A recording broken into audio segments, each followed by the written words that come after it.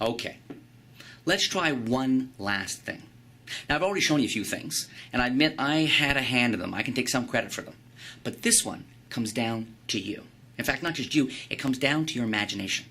This will work or not work based on how strong your imagination is.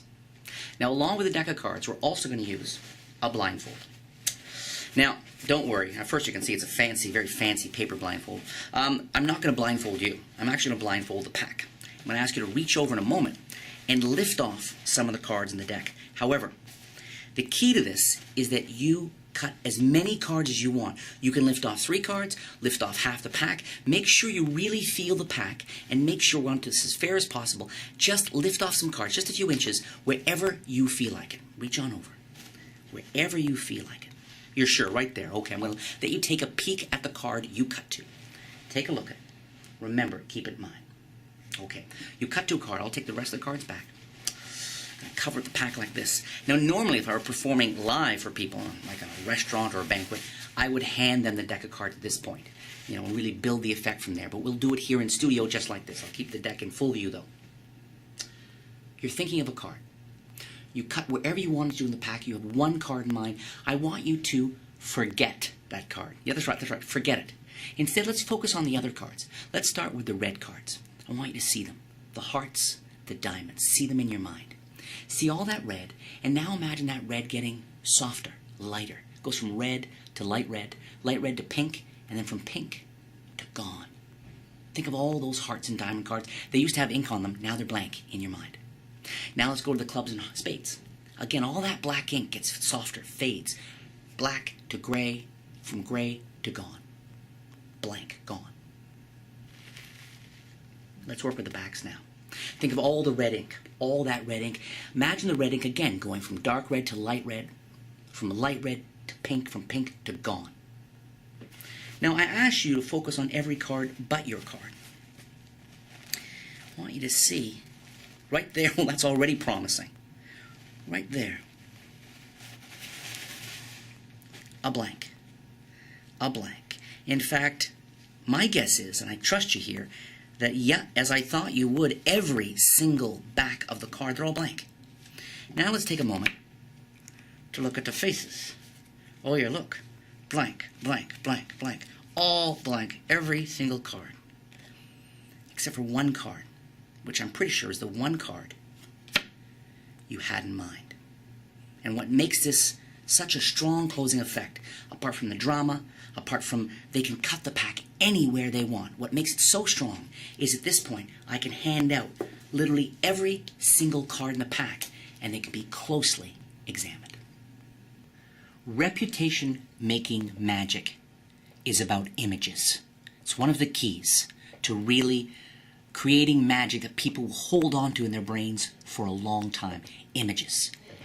And this image alone, I mean, lay people have never even seen a single playing card. It's clearly a playing card with the corners and that's blank on both sides. This is a strange thing.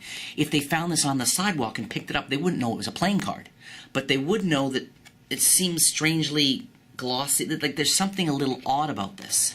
The fact that you have an entire pack at the end that you can hand out, this image alone, when they unwrap the paper napkin, because I always have them do it at the end, and I don't always use a paper napkin, incidentally. You can use a paper napkin. I've used a sheet of newspaper. I've also borrowed a sweater from someone and just draped the sweater if it's not too thick, skiing sweater. If it's just a light sweater or someone's jacket, even can drape it over. They can cut the pack through that. So you can incorporate that. It's one of these things that has a lot of flexibility. I've done this close-up, done this stand-up, because this, again, I mean, you can see this from probably, you know, certainly 100 yards away. You can see the cards are totally blank.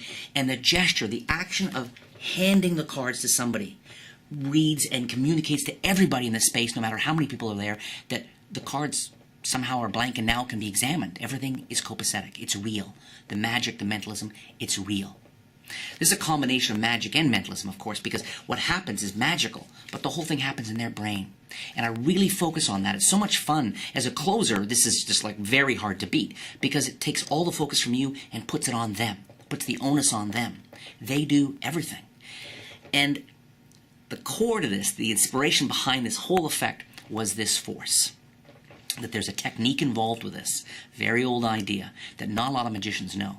Because what you need to know, though, as magicians, as someone considering using this, is first, there is literally no real sleight of hand, number one. Number two, the pack works with any poker-sized deck in the world. I don't care what brand you love. Any brand of poker cards you use, you can incorporate those cards with the special deck. That's something you need to know. It's not just with Bicycle brand. I mean, I love Bicycle. I use Bicycle for lots of reasons. But whatever cards you can use with this special deck. As for the very special technique that does the force, you need to know that they can cut the cards anywhere they want. I'm not using some sort of pinky force on the cut or forcing a cut. They can lift 4 cards. They can lift 40 cards. Free choice. And that's really important. Really important with this. They can cut the cards anywhere they want, and yet, you're in total control the entire time. It's an awesome, awesome force. When I first came across this force years ago, my brain sort of said, okay, what's the best way to squeeze the most magic out of this technique? And this is definitely it. Yeah, it's just really strong, really visual, close-up, stand-up, easy to do, surefire, and the fact you can hand everything out at the end just drops jaws every single time. And included with the instructions are not one, but 2 very special bonus handlings. One is something I call litmus test, and I've been doing it for a long time. And it's a little bit of sleight of hand, real basic stuff. It's, I think, a really inspired structure, again, about having a card go from blank to face to back, and it's all with a thought of card. And I've been using that for a long, long time. It's a great opening effect, actually. While this effect, Brainwash, is actually a great closing effect, litmus is a great opening effect. Really perfect for walk around, perfect for banquets. I also include, for the very first time available anywhere, my signed card version of Brainwash, because to do it in this way is great, but if you can do it with a signed card, you get that extra level of investment from the audience. And the final image spreading through, and they're all blank, both sides, except for the one signed card. I don't think it makes it a better effect necessarily, but it's a great option to have, particularly in those shows, those really special shows where you want to take everything to that next level, right? I mean, there's something about having a signed card that so often takes the magic up a notch or two because of the visuals and because of the emotional investment and all that stuff. So both those bonus effects come complete with Brainwash.